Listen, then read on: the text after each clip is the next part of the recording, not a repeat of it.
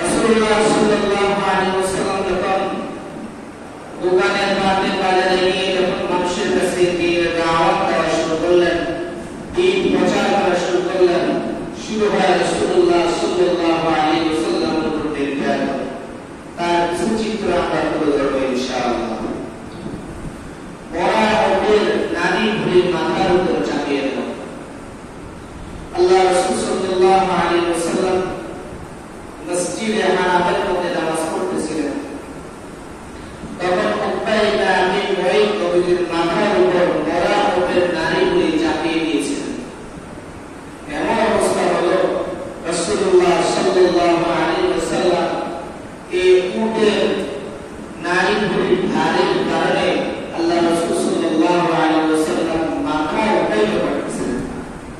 মাথা জমিনের সাথে মিশে আসে, নিঃশ্বাস বন্ধ হয়ে যাওয়ার মতো।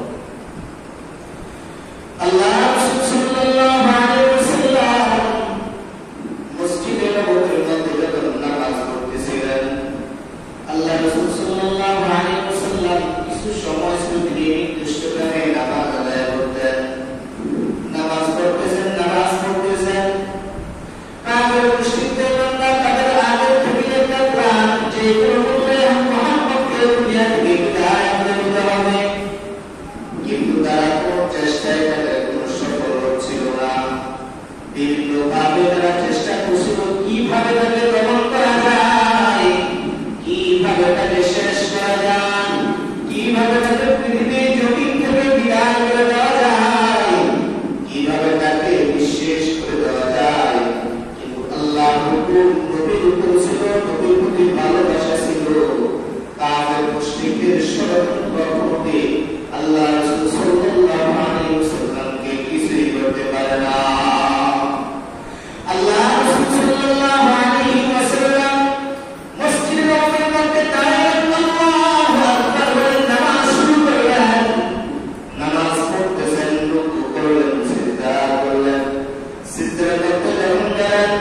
যাওয়ার পরে কাফের মুশরিকরা তাদের আগের সিদ্ধান্ত অনুযায়ী আল্লাহ রাসূল সাল্লাল্লাহু আলাইহি ওয়াসাল্লামের উপর বড় অপের নারী ভুড়ি চাপায়া দিলেন। আল্লাহ রাসূল সাল্লাল্লাহু আলাইহি ওয়াসাল্লাম এত ওজন বড় অপের নারী ভুড়ি ওজন ওজনের কারণে মাথা উঠাতে পারতেছিলেন না। তখন ঘর থেকে আওয়াজ শুনতে পায় হযরত ফাতিমা রাদিয়াল্লাহু তাআলা আনহা। ফাতিমা রাদিয়াল্লাহু তাআলা আনহা যখন শুনতে পান যে বাবাকে ধরে কাফেররা নারী ভুড়ির মাথার উপর চাপিয়ে দিয়েছে, আল্লাহ রাসূল সাল্লাল্লাহু আলাইহি ওয়াসাল্লামের আদরের উদারে ফাতিমা রাদিয়াল্লাহু তাআলা আনহা দৌড়িয়ে মসজিদে নববীর মধ্যে চলে গেলেন। মসজিদে নববীর মধ্যে যাইয়া দেখতেছেন বাবা ধরে নারী ভুড়ির যাওয়ার বাবা ধরে লাফাচ্ছেন, বাবা ধরে কাঁদছেন। অনেক কষ্ট করার পর নারী ভুড়ির মাথায় থেকে সরে গেলেন।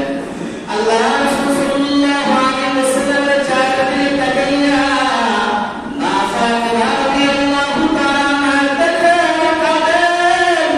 আর বাবা কি জন্য আপনাকে এত কষ্ট দেন?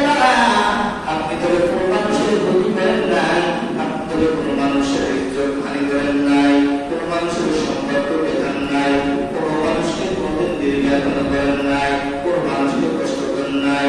বরং প্রত্যেকটা মানুষের আপদের বিপদের সর্বকাল আপনি দৌড়িয়ে যান। প্রত্যেকটা মানুষের পাশে থাকার চেষ্টা করেন।